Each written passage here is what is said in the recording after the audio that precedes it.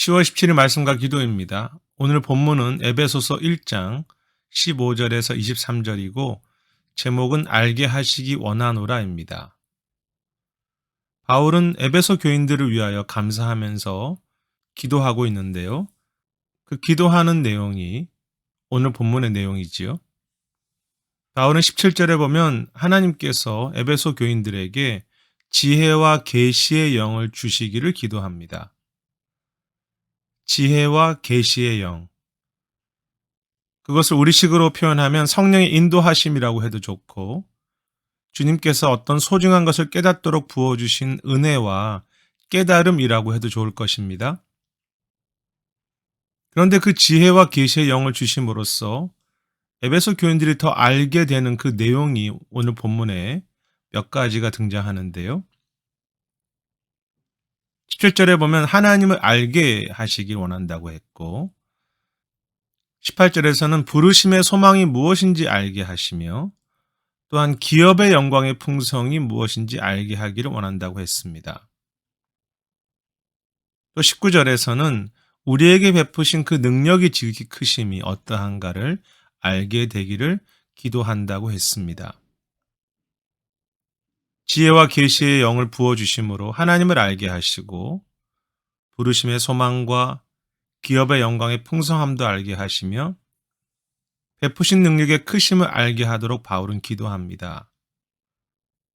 이러한 것들을 알게 하시기 원하노라. 여기에 등장하는 이 모든 것들은 하나님께서 우리에게 이미 주셨고 지금도 주고 계시며 또 계속 주시기를 원하는 마치 보석과 같은 것들이지요. 하나님을 아는 것, 우리를 부르신 그 소망, 그것이 천국에 대한 것이든 우리의 사명에 대한 것이든 그 소망들, 그리고 그 기업의 영광의 풍성함들, 하나님이 우리를 자녀로 삼으시면서 주신 그 풍성함들이 있지 않습니까? 그리고 우리 안에 있는 그 크신 주님의 능력들. 그런데 이러한 것들을 안다고 했을 때 그 안다라고 하는 의미는 단순히 지식적인 것을 넘어서 어떤 것을 새롭게 경험한다, 깨닫는다, 즐거워한다, 그리고 그것을 더 깊이 누린다 등과 같은 의미가 있습니다. 왜 이러한 것들을 그렇게 새롭게 더 알아가고 즐거워하고 경험해야 합니까? 하나님을 아는 지식이든 우리에게 주신 부르심의 소망이든 이미 주신 그 삶의 풍성함과 자녀로서의 능력들은 한두 번 체험한다고 다 아는 정도가 아니라 우리가 평생을 신앙생활을 하면서 지속적으로 경험하고 알고 깨닫고 즐거워해도 더 경험해야 할 것이 있는 그러한 크고 풍성하고 놀라운 것이기 때문에 그렇습니다. 마치 주신 풍성함과 능력을 숫자로 그 크기를 표현하면 천이나 만에 해당된다면 우리가 평생 그것을 알고 경험하고 누리는 것은 1이나 2 정도밖에는 되지 않겠지요. 특히 19절부터에 나오는 내용은 하나님의 능력에 대한 것인데요. 20절에 보면 하나님의 능력은 그리스도를 죽은 자 가운데서 살리시며 21절에서는 모든 이름에 뛰어나게 하신 능력이라고 했습니다. 그리고 그 하나님의 능력은 그리스도를 교회의 머리로 삼으셨고 교회는 그리스도의 몸으로 말미암아 만물을 충만케 하시는 이의 충만이라고 이야기합니다. 이 23절에는 여러 가지 의미가 있지만 하나님의 능력은 그리스도가 주인 되신 그 교회를 통해서 세상을 충만케 하도록 하시는, 즉 교회 안에도 주님의 능력이 주어졌다는 의미이죠. 그리스도를 통해서. 그 충만한 능력을 교회나 우리가 다 경험하고 있는가 생각해 볼 때 실제로는 그렇지 못합니다. 평생을 경험해도 평생을 새롭게 누리고 깨달아도 다 알지 못하는 능력이며 평생을 날마다 누린다고 해도 다 알지 못하는 하나님을 아는 지식이며 기업의 영광의 풍성함이지요. 그래서 계속 그것을 더 새롭게 깨닫고 알아가야 합니다.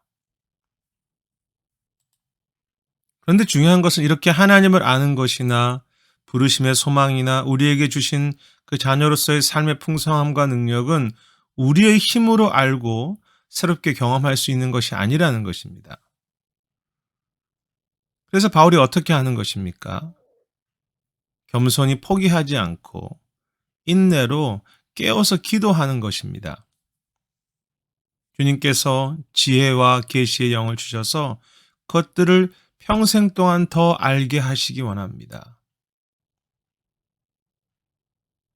그것은 다르게 말하면 우리가 겸손히 감사함으로 지혜와 계시의 영, 즉 그 주님의 깨닫게 하시는 은혜와 성령의 도우심을 구하지 않고 살아간다면, 기도 없이 살아간다면, 우리에게 많은 성경인 지식과 신앙의 경험을 가진다고 해도 우리는 그 풍성함과 능력과 하나님을 아는 지식이 멈추어 있거나 잠자고 있다고 말할 수 있겠습니다.